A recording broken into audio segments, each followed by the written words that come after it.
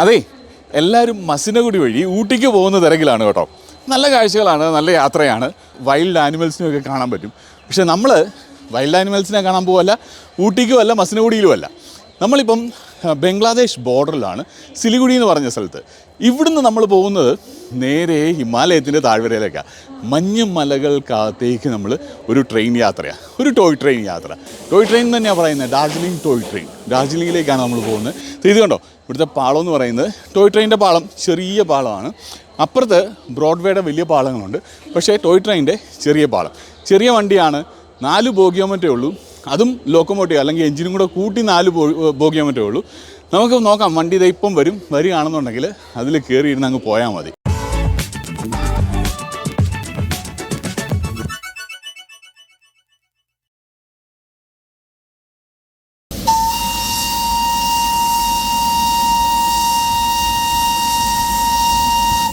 ഞാൻ 3 കമ്പാർട്ട്മെൻ്റ് എന്നാണ് വിചാരിച്ചത്. 3 കമ്പാർട്ട്മെൻറ്റെങ്കിലും ഉണ്ടായിരിക്കുന്നത്. ആപ്പാടെ 2 കമ്പാർട്ട്മെൻറ്റും ഒരു എഞ്ചിനുമാണുള്ളത്. ഒരെണ്ണം എക്സിക്യൂട്ടീവ് കമ്പാർട്ട്മെൻറ്റ്, വേറൊരെണ്ണം first class coach. First class coach AC അല്ല, എക്സിക്യൂട്ടീവ് കോച്ച് AC ആണ്. അപ്പോൾ നമുക്ക് എക്സിക്യൂട്ടീവ് കമ്പാർട്ട്മെൻറ്റിലാണ് നമ്മൾ ബുക്ക് ചെയ്തിരിക്കുന്നത്. നമുക്ക് അപ്പുറത്തേയും വീഡിയോസ് എടുക്കാവുന്നതാണ്. അപ്പോൾ അത് നോക്കാം. അപ്പോൾ ഇതാണ് എഞ്ചിൻ കേട്ടോ, ഈ കാണുന്നതാണ് എഞ്ചിൻ, ചെറിയൊരു എഞ്ചിൻ. അപ്പോൾ ഇതിൻ്റെ ആവറേജ് സ്പീഡ് എന്ന് പറയുന്നത് 10 മുതൽ 18 വരെ എന്നാണ് അവർ കാണിച്ചിരിക്കുന്നത്. അതാണ് സ്പീഡ്. അതേപോലെ 84 കിലോമീറ്ററാണ് ഡാർജിലിംഗ് വരെ ഇത് കവർ ചെയ്യുന്നത്. ഇതിൽ ലഗേജ് വെക്കാനൊന്നും അധികം സ്ഥലമില്ല. നമ്മൾ പുറയിൽ ലഗേജ് വെച്ചോണമെന്നാണ് പറഞ്ഞത്. നമുക്കും കയറാം. വാ, ഇതാണ് നമ്മുടെ കമ്പാർട്ട്മെൻറ്റ്. വാ.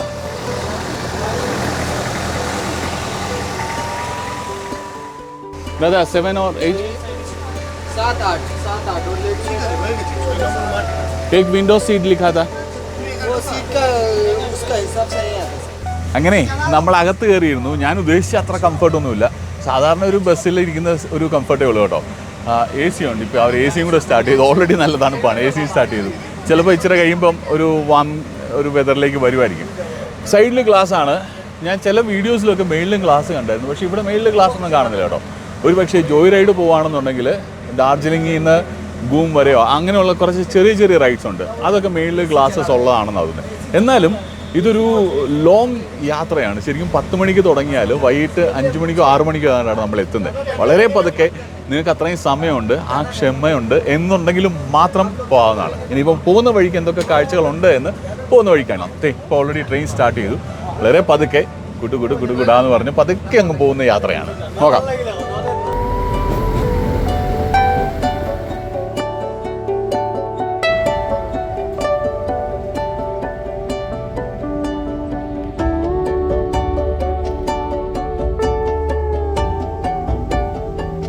നമ്മൾ യാത്ര തുടങ്ങിയിട്ട് ഏകദേശം ഒരു 45-50 മിനിറ്റോളം യാത്രയായി. അതിൻ്റെ ഇടയ്ക്ക് 2-3 സ്റ്റേഷനൊക്കെ ക്രോസ് ചെയ്തു.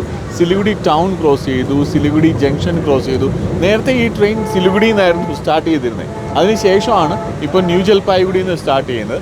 സിലിഗുഡി ടൗണിൽ നിന്നൊക്കെ ഇങ്ങോട്ട് വരുന്ന വഴിക്കാണെങ്കിലും മാർക്കറ്റിൻ്റെ അകത്തൂടെ തന്നെയാണ് ഈ ട്രെയിൻ പോരുന്നത്. അപ്പോൾ 2 സൈഡിലും ഇഷ്ടംപോലെ കച്ചവടക്കാരൊക്കെ ഇരിപ്പുണ്ട്. ചിലരുടെ വീടുകളുണ്ട് സൈഡിൽ. നമ്മൾ വിയറ്റ്നാമിലൊക്കെ പോകുകയാണെന്നുണ്ടെങ്കിൽ വിയറ്റ്നാമിൽ ഈ മാർക്കറ്റ് രണ്ടും തുറന്നിട്ട് ട്രെയിൻ പോകാനായിട്ട് അവർ ഓപ്പൺ ചെയ്ത് കൊടുക്കുന്ന ഒരു സീനുണ്ടല്ലോ. ഏകദേശം അതേപോലെ തന്നെയാണ് ഡാർജിലിംഗിന് പോകുന്ന ഈ ടോയ് ട്രെയിനിൻ്റെ എക്സ്പീരിയൻസ് ആണെങ്കിലും. അങ്ങനെ നമ്മളിങ്ങനെ വന്നു കഴിയുമ്പോഴത്തേനും ഒരു സൈഡിൽ തേയിലത്തോട്ടങ്ങളാണ്. ഇപ്പോഴത്തെ ഇവിടെ നിൽക്കുന്ന തേയിലത്തോട്ടങ്ങളെല്ലാം പ്രൂൺ ചെയ്തിരിക്കുക. നേരത്തെ കണ്ടിരുന്നത് നല്ല പച്ചപ്പുള്ള തേയിലത്തോട്ടങ്ങൾ തന്നെയായിരുന്നു. ഇപ്പോൾ ഇവിടെ എല്ലാം പ്രൂൺ ചെയ്തിരിക്കുകയാണ്. നമ്മളിപ്പോൾ തുടങ്ങിയതുള്ള യാത്ര ഏകദേശം 84 കിലോമീറ്ററാണ് നമ്മൾ യാത്ര ചെയ്യുന്നത്. 10 സ്റ്റേഷൻസോ മറ്റോ ഉണ്ട്. അപ്പോൾ ഇതിന് നമ്മുടെ ഓരോ കോച്ചിനും ഓരോ ബോയ് ഉണ്ട്, കെയർ ടേക്കർ എന്ന് വേണേൽ പറയാം. ഈ കോച്ചിൻ്റെ കെയർ ടേക്കർ നമ്മളോട് വന്ന് ചോദിച്ചു, നിങ്ങൾക്ക് ഉച്ചയ്ക്ക് ഊണ് വേണമെന്നുണ്ടെങ്കിൽ എന്താ വേണ്ടത്, വെജ് വേണോ നോൺ വെജ് വേണോ? അപ്പോൾ ഞാൻ പറഞ്ഞു വെജ് മതി, വെജ് മീൽസ് മതി എന്ന് പറഞ്ഞു. അപ്പോൾ പുള്ളി അതിൻ്റെ ഇടയ്ക്ക് പറഞ്ഞൊരു കാര്യമാണ്, ഈ വണ്ടിയുടെ കാര്യത്തിൽ യാതൊരു ഉറപ്പുമില്ല. കാട്ടിനകത്ത് വെച്ച് വേണമെങ്കിലും ബ്രേക്ക് ഡൗൺ ആയാലും കുഴപ്പമില്ല, ലഞ്ച് എത്തിക്കോളും, അതിനകത്ത് യാതൊരു മാറ്റവും ഇല്ല, അതിനകത്ത് പ്രശ്നങ്ങളൊന്നും ഉണ്ടാവില്ല എന്ന് പറഞ്ഞു.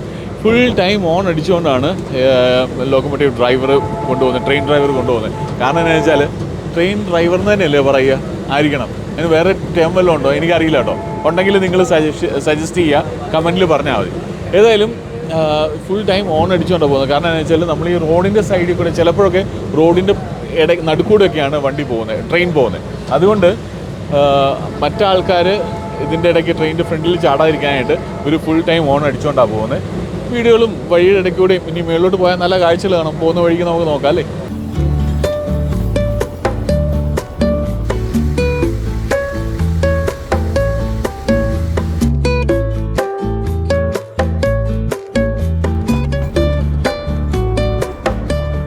സിലിഗുഡി ജംഗ്ഷൻ കഴിഞ്ഞിട്ട് നമ്മൾ കുറച്ച് തേയിലത്തോട്ടങ്ങളിലകത്ത് എത്തിയപ്പോഴാണ് നമ്മൾ അവസാനം സംസാരിച്ചത്. അത് കഴിഞ്ഞ് വീണ്ടും ഇഷ്ടംപോലെ തേയിലത്തോട്ടങ്ങൾ ഉണ്ടായിരുന്നു. നല്ല പച്ചപ്പുണ്ടായിരുന്ന തേയിലത്തോട്ടങ്ങൾ. നേരത്തെ പ്രൂൺ ചെയ്ത് നിന്നായിരുന്നു, പക്ഷേ കുറേ പച്ചപ്പുണ്ടായിരുന്ന തേയിലത്തോട്ടങ്ങൾ കണ്ടു. നമ്മുടെ അവിടുത്തെ തേയിലത്തോട്ടം പോലല്ല, നമ്മുടെ അവിടെ ഇച്ചിരി ചെരുവിലാണ് തേയിലത്തോട്ടങ്ങളുള്ളത്. പക്ഷേ ഇവിടെ പരന്ന സ്ഥലങ്ങളിലാണ്. ഓൾറെഡി ഇതിന് നല്ല എലിവേഷനുണ്ട്. അപ്പം അത്രയും ആൾട്ടിറ്റ്യൂഡ് ഉള്ള സ്ഥലമായതുകൊണ്ടായിരിക്കാം ഒരുപക്ഷെ പരന്ന സ്ഥലത്തും തേയില നന്നായിട്ട് വളരുന്നുണ്ട്. അത് കഴിഞ്ഞ് നമ്മൾ കാടിനകത്താണ് വന്നത്. കുറേയേറെ കാടുകളുണ്ടായിരുന്നു. പിന്നെ പതുക്കെ കയറ്റം കയറാൻ തുടങ്ങിയപ്പോഴത്തേനാണ് ഞാൻ ഇതിൻ്റെ ചരിത്രം വായിച്ചത്. 1881 സിലിഗുഡി മുതൽ ഡാർജിലിംഗ് വരെയുള്ള റെയിൽവേ ലൈൻ തുടങ്ങിയത്. അതിനുശേഷം ഈ സിലിഗുഡിയിൽ നിന്ന് ന്യൂ ജൽപായ്ഗുഡിയിലേക്ക് എക്സ്റ്റെൻഡ് ചെയ്തതാണ്. അത് കഴിഞ്ഞ് ഈ ലോക്കോമോട്ടീവിന് ഇത് വലിച്ചുകൊണ്ട് കയറാൻ ബുദ്ധിമുട്ടായിരുന്നുകൊണ്ട് ഏതാനും ലൂപ്പുകൾ അവർ ചെയ്തു. അതായത് ഇങ്ങനെ ചുറ്റിക്കറങ്ങി പോകുന്ന ലൂപ്പുകൾ ചെയ്തു. അതേപോലെ തന്നെ സിഗ്സാഗിൽ പോകുന്ന രീതിയിൽ ചെയ്തു. അതായത് ട്രെയിൻ മുന്നോട്ട് പോയി കുറച്ചങ്ങോട്ട് ചെന്ന് കഴിഞ്ഞിട്ട് നിർത്തിയിട്ട് പുറകോട്ട് വന്ന് വേറൊരു ലൈനിൽ കയറി വീണ്ടും നിർത്തി വീണ്ടും മുന്നോട്ട് പോകുന്നത്. അതൊരു സിഗ്സാഗ് മൂവ്മെൻ്റ് ആണ്. ആ രീതിയിലൊക്കെ വരുന്ന ഭാഗങ്ങളൊക്കെ ആയി. അത് കഴിഞ്ഞ് വീണ്ടും നമ്മളിങ്ങനെ പച്ചപ്പിനകത്തൂടെയും നല്ല വളഞ്ഞു പൊളഞ്ഞ വഴിയാണ്. വരുന്ന വഴിക്കാണെങ്കിലും ഇഷ്ടംപോലെ ആൾക്കാരുടെ വീടിനകത്തൂടെ പോകുന്ന പോലെ തോന്നും. തൊട്ടടുത്ത് തന്നെയാണ് ചെടികളാണെങ്കിലും മലകളാണെങ്കിലും. അതുപോലെ തന്നെ ഒരുപക്ഷെ ഡൈനിങ് റൂമിൻ്റെ ഫ്രണ്ടിൽ കൂടെ പോകുന്ന പോലെ ഒരു ഫീലാണ്. പല വീടുകളും തൊട്ട് നമ്മളോട് ഈ ഗ്ലാസിനോട് ചേർന്ന് തന്നെയാണ് നിൽക്കുന്നത്. അതൊക്കെ കഴിഞ്ഞിട്ട് നമ്മൾ ഉച്ചഭക്ഷണത്തിന് നിർത്തി. നേരത്തെ തന്നെ ഇവിടുത്തെ കെയർടേക്കർ ബോയ് എന്ന് പറഞ്ഞില്ലേ, ഈ റൂമിൻ്റെ പുള്ളി കെയർടേക്കർ അല്ല, പുള്ളിക്കാരൻ ഇതിൻ്റെ രാജ്കുമാർ എന്നാണ് പുള്ളിയുടെ പേര്. പുള്ളിക്കാരൻ ഇതിൻ്റെ ഇലക്ട്രീഷ്യനാണ്. പുള്ളി എന്നോട് പറഞ്ഞിരുന്നു ഒരു സ്ഥലത്ത് ചെല്ലുമ്പോഴത്തേന് നല്ല ഉച്ചഭക്ഷണം കിട്ടും. അങ്ങനെ ഉച്ചഭക്ഷണം നമ്മൾ പറഞ്ഞിരുന്നു, വെജിറ്റേറിയനാണ് പറഞ്ഞത്. അപ്പം അങ്ങനെ വെജിറ്റേറിയൻ ഊണൊക്കെ കഴിച്ചു. അതിനകത്ത് ദാലുണ്ടായിരുന്നു, വൈറ്റ് റൈസ് ആണ്, അതുപോലെ ഒരു അച്ചാറ് പോലെ ഒരു സംഭവം ഉണ്ടായിരുന്നു. പിന്നെ ഉരുളക്കിഴങ്ങാണെന്ന് ഞാൻ ആദ്യം വിചാരിച്ചെങ്കിലും ഉരുളക്കിഴങ്ങായിരുന്നില്ല, പംകിനായിരുന്നു. പംകിൻ്റെ ഒരു കറി ഉണ്ടായിരുന്നു. അത് കൂടാതെ കുറച്ച് എല്ലയും കോളിഫ്ലവറും ഒക്കെ ആയിട്ടൊരു കറിയൊക്കെ ഉണ്ടായിരുന്നു. അങ്ങനെ നല്ലൊരു ഊണ്, കുഴപ്പമില്ലാത്ത നല്ലൊരു ഊണായിരുന്നു കേട്ടോ. നല്ല പാക്കേജിങ് ഒക്കെ ഉണ്ടായിരുന്ന നല്ലൊരു ഊണായിരുന്നു. അതൊക്കെ കഴിഞ്ഞ് നമ്മൾ യാത്ര തുടരുകയാണ്. പക്ഷേ ഇവിടെ നോക്കുകയാണെന്ന് നമ്മുടെ നാട്ടിൽ കൂടെ പോകുന്ന നമ്മുടെ നാട്ടിലാണെങ്കിലും കൊക്കയുണ്ട് അല്ലെങ്കിൽ ഗർത്തമുണ്ട്. പക്ഷേ അതിൻ്റെ വ്യത്യാസം എന്ന് വെച്ചാൽ ഇത് നല്ല സ്റ്റീപ്പായിട്ടാണ്, വളരെ സ്റ്റീപ്പായിട്ടാണ്, നല്ല ഉയരത്തിലേക്കാണ് നമ്മൾ പോകുന്നത്. ഒബ്വിയസ്ലി ഹിമാലയൻ വാലിയാണ്, ഇപ്പം ഉയരം കൂടുതലുണ്ടാവും. അത് നാച്ചുറലാണല്ലോ അല്ലേ. നമ്മൾ റോഡ് ക്രോസ് ചെയ്ത് പോകുന്നു, റോഡിൻ്റെ ഇടയ്ക്കൂടെയും നടുക്കൂടെയൊക്കെയാണ് ഈ റെയിൽവേ ലൈൻ പോകുന്നത്. രസകരമായ ഒരു യാത്രയാണ്. ഈ ട്രെയിനകത്തുള്ള കംഫർട്ട് അത് ഇച്ചിരി കുറവാണ്, പക്ഷേ യാത്ര രസകരമാണ്. ഇവിടെയാണേലും ഉണ്ട് നല്ല ആഴത്തിൽ കൊക്കയൊക്കെ കാണാവുന്നതുണ്ട്. നമുക്ക് ഗ്ലാസ് ഉള്ളതുകൊണ്ട് അത്ര ക്ലിയർ ആയിട്ട് കാണില്ല, പക്ഷേ നല്ല ആഴത്തിലുള്ള കൊക്കകളാണ് ഈ കാണുന്നതെല്ലാം തന്നെ.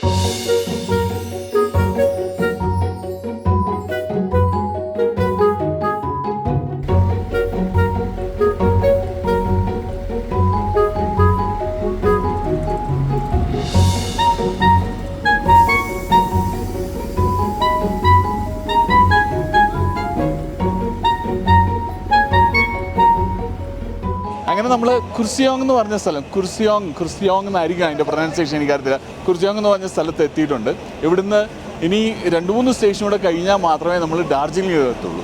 ഈ സ്റ്റേഷനാണെങ്കിലും അതിന് ചുറ്റുവട്ടത്ത് ഇച്ചിരി തേയിലത്തോട്ടങ്ങളൊക്കെ ഉള്ള സ്ഥലമാണ്. നമ്മൾ ആ കുർസിയോങ് എന്ന് പറഞ്ഞ സ്ഥലത്തിൻ്റെ ആ ടൗണിൻ്റെ നടുക്കൂടെ തന്നെയാണ് വരുന്നത്. ഇപ്പോൾ സ്റ്റേഷൻ ഇവിടെ വന്ന് നിർത്തിയിരിക്കുകയാണ്. ഇനി ഏകദേശം ഒരു 3 മണിക്കൂറും കൂടെ യാത്രയുണ്ട്. അത് കഴിഞ്ഞാൽ നമ്മൾ ഡാർജിലിംഗിലെത്തുള്ളൂ.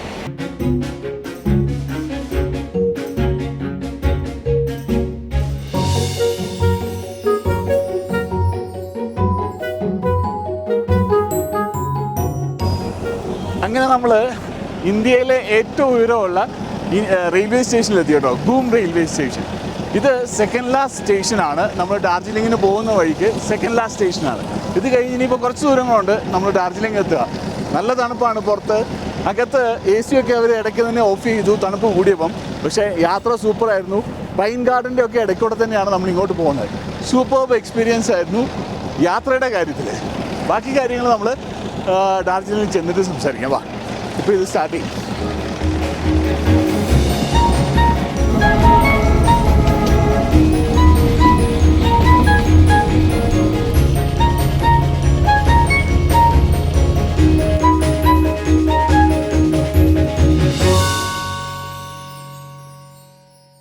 അങ്ങനെ നമ്മൾ ഡാർജിലിംഗ് സ്റ്റേഷനിലെത്തി കേട്ടോ. ഡാർജിലിംഗ് റെയിൽവേ സ്റ്റേഷനിലെത്തി. നല്ല തണുപ്പാണ്. മഞ്ഞെന്ന് പറഞ്ഞാൽ കോടമഞ്ഞ് ചുറ്റുവട്ടത്തുണ്ട്.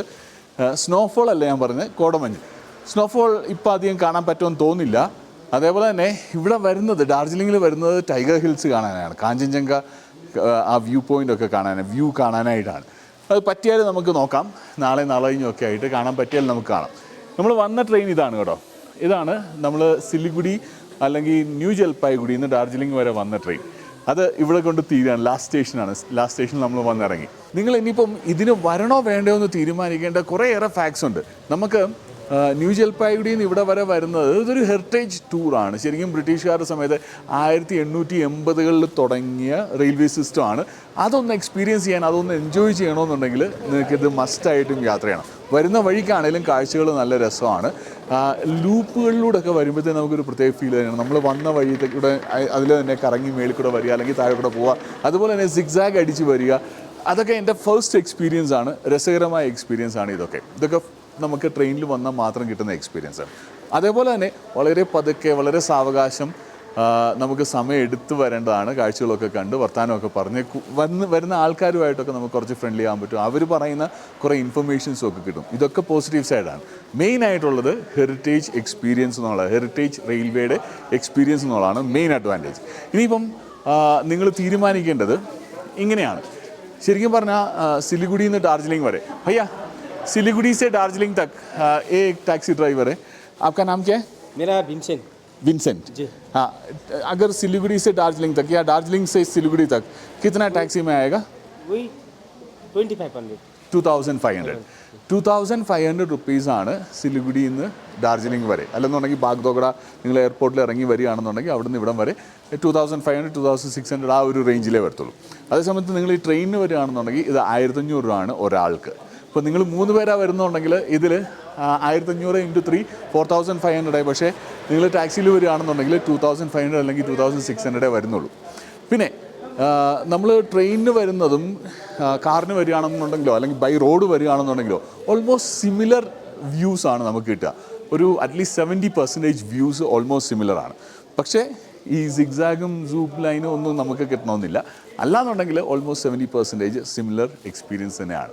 അപ്പം അതുപോലെ തന്നെ ഇത്രയും സമയം എടുക്കത്തില്ല. കാറിന് വരികയാണെന്നുണ്ടെങ്കിൽ മേ ബി 3 to 4 hours അത്രേ എടുക്കത്തുള്ളൂ. അപ്പം നിങ്ങൾക്ക് പെട്ടെന്ന് വരണം, ക്ഷമയില്ല, അധികം പൈസ ചിലവാക്കേണ്ട എന്നുണ്ടെന്നുണ്ടെങ്കിൽ ഇതിന് വരാം. അതുപോലെ തന്നെ ഇവിടെ വന്നു കഴിഞ്ഞാൽ നമുക്ക് ഇതൊരു ഓപ്ഷനാണ്. ഇത് ഇവിടുത്തെ ജോയ് റൈഡ് എന്ന് പറയും. ഇത് ഗ്ലാസ് ഇട്ടാണ്, മേളിലും ചെറിയ തോതിൽ ഗ്ലാസസ് ഉണ്ട്. ഇതിൽ ഒരു 2 മണിക്കൂറിൻ്റെ അല്ലെ 1.5 മണിക്കൂറിൻ്റെ യാത്രയും മറ്റുമുണ്ട്. നമുക്ക് ഇവിടുന്ന് ബട്ടാസിയ ലൂപ്പും ഒക്കെ കവർ ചെയ്ത് ഗൂം വരെയൊക്കെ പോയിട്ടൊക്കെ വരുന്ന പല ട്രിപ്പുകളുണ്ട്. അത് നിങ്ങൾക്ക് വേണമെന്നുണ്ടെങ്കിൽ സെലക്ട് ചെയ്യാവുന്നതാണ്. അത് മറ്റൊരു ഓപ്ഷനാണ് നമുക്ക് അവൈലബിൾ ആയിട്ടുള്ളത്. ജസ്റ്റ് ഞാൻ സജഷൻ പറഞ്ഞതേ ഉള്ളൂ. നിങ്ങളുടെ ഇഷ്ടം, നിങ്ങൾ എങ്ങനെയാണ് വരാൻ ഉദ്ദേശിക്കുന്നത് എന്നുള്ളത്. ഏതായാലും നമ്മുടെ ഡാർജിലിംഗ് ടോയ് ട്രെയിനിൻ്റെ യാത്ര ഇവിടെ നിർത്തുകയാണ്. അടുത്ത വീഡിയോ ഉടനെ ഉണ്ട്. ഡാർജിലിംഗിലെ നല്ല നല്ല രുചികൾ, ഈ തണുപ്പത്ത് എന്താണ് കഴിക്കാൻ കിട്ടുമെന്ന് നോക്കണം. അത് ഉടനെ വരുന്നുണ്ട്. കൂടെ ഉണ്ടാവുക. ഹാപ്പി ആയിട്ട് നമുക്കൊന്നിച്ച് പോവാം. ബൈ.